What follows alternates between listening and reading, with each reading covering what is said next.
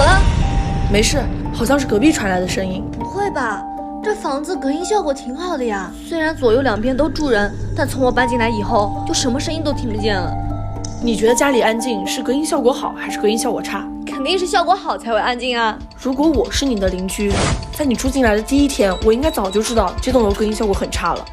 在得知隔音效果很差后，我反而会更安静。刚搬进来都挺好的，因为我不希望自己的私事像你一样被人听到。能不能别管我？我明天不在家，你要是来得早的话，房门密码是我生日。这样导致的结果就是，你是不是送错了呀？我生日是下个月9号啊。什么？不是你送的呀 ？Siri 设置一个明天早上。你暴露的越多，周围邻居就会更安静，而邻居越是安静，越让你误以为隔音效果很好。跟他说了，过年的话周6就回去。到最后，整栋楼只有你还不知道隔音效果其实很差。那我平时在家也别太紧张，刚才都是我的猜测。但是说的早多了。